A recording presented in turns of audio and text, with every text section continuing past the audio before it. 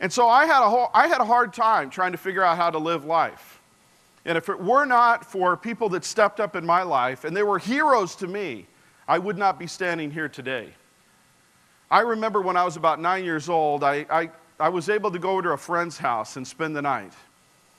His name was Frank, and I remember Frank because every time I was in his house, I felt a sense of peace. I felt a sense of love. I did not know as a kid that Frank's dad was a pastor. Isn't that interesting? And I'm in this home, and I'm invited over for dinner and spending the night, and so we're at the dinner table, and we are ready to eat. And Frank's dad does something really strange. Just before we eat, Frank's dad takes his arms, and he puts his arms out like this. And all the kids and Frank's mom, they all grab hands. I was sitting there, and I was just freaked out. I've never seen anything like that. I said, what are they doing? I was kind of scared. And then I realized that he was praying. And Frank's dad said a prayer and had grace over the meal and thanked God for the food and for his family. And you know what is strange about that moment? As awkward as it was, as I was sitting there, something took place in my mind. Because as I observed this family at this dinner table, I want to let you know something. There was something that said snap in my mind. Snap. Took a picture. And I said to myself, if I ever get a family, we sit around the dinner table, we're going to reach out and we're going to hold hands and we are going to pray. A moment that someone showed me how it could be done, and I followed, and I said in my mind, if it's possible, I'm going to do that someday. Fast forward a little bit, when I was 17 years old, I was dating Robin, who became my wife. Robin was a pastor's kid. Now, this was a really scary thing for me to date a pastor's daughter.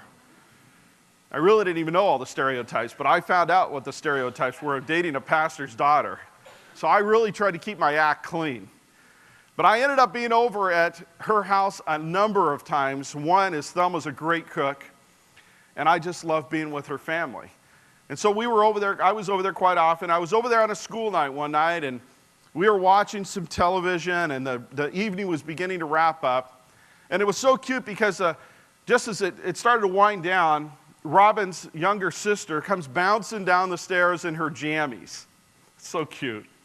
She comes down in her jammies, and she goes over to Thelma, Robin's mom, and Robin's mom kisses her and says, I love you, and sends her on her way. And then she goes to Robin's dad, and Renee kisses dad and says goodnight. And I just thought, oh, everybody say, oh.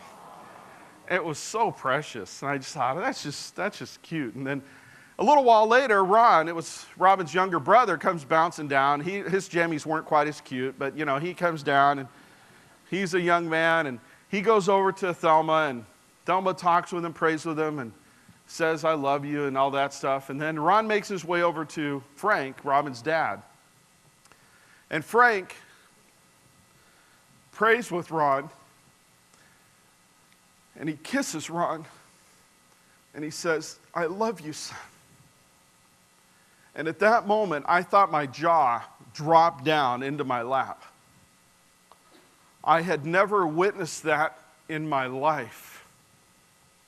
And it was a really awkward time for me. I didn't know what to think. I was very confused. So later on, as I leave the house, I'm out in the driveway, and I'm ready to leave in my car.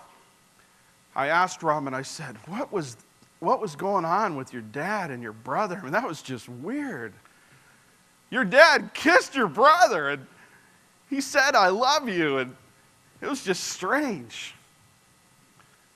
And Robin just calmly said, oh, he does that all the time. And I want to let you know something. There was a picture that was taken in my mind. Snap. And I said to myself, if there were a miracle that was possible, and I ever got a family, and if I ever were to have the opportunity to have a son, one day I am going to kiss my son, and I'm going to tell him that I love him. The power of that model. It takes someone to show how it's done. And that's what was happening in my life as a kid. I had no idea how to live out my life. And yet God was providing heroes to show me.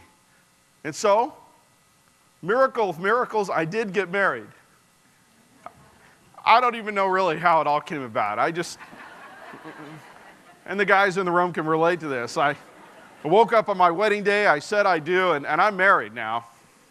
I got married. And you know, as a family, we gathered together.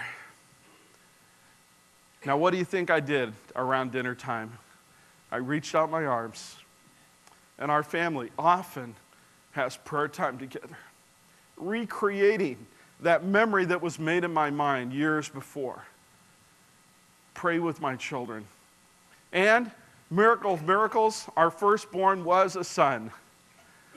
We went on to have other kids. We had another son, and we had a daughter. We have 3 children. My wife and I have been married 25 years. We have 3 kids, 21, 18, and 15.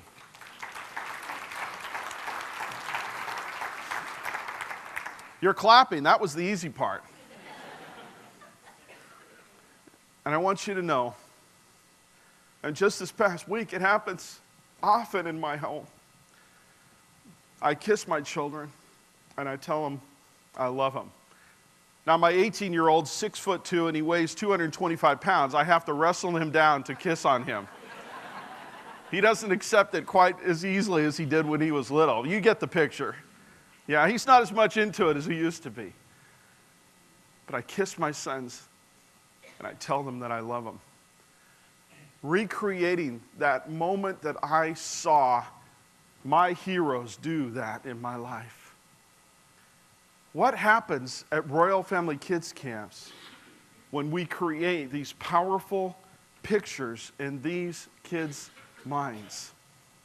Do you understand really, as they see you at camp and you are modeling behavior all of the time, do you know what kind of powerful memories and snapshots you're planting into their mind?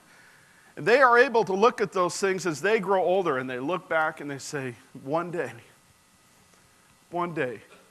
the grandparents that go to our camp, and the aunt and uncle, and the people, they look back and they say, one day. It was at our 2nd or 3rd camp. I got back from camp. I got a phone call from a social worker named Marnie. And Marnie started the conversation with a very scary question. She said, "What did you do to Jonathan at camp?"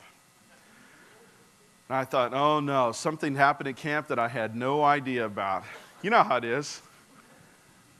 And so being very pastoral, I said, "What do you mean, what did I do to Jonathan at camp?" And she said, "Well, you didn't know anything about Jonathan's background?" I said, "No, the application just did not have all of the facts." She said, "Jonathan has been in therapy since he was 3 years old. He's been moved in foster care 7 times. He has tried to take his life twice. He's been labeled in the system as a sexual predator. He's violent. He is foul-mouthed.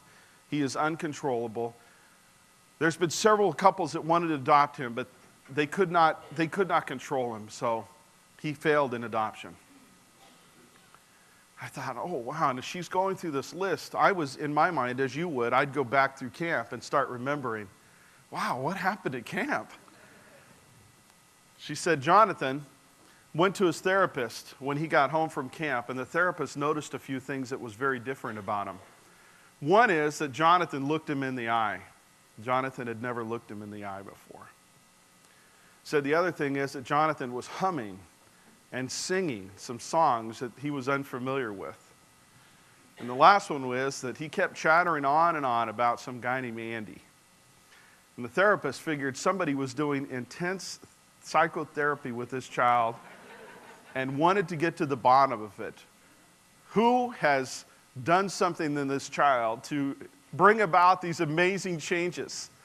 And so he called Jonathan's social worker, Marnie, and said, "What happened to this child?" And Marnie said, "Well, he was able to go to a camp that was designed just for him. Could you call that director," he said, "and find out what they did to him?" She said, "Sure." Now, to bring you back up with the question, Marnie's saying, "What did you do to Jonathan?" I said, "Marnie, we simply loved him.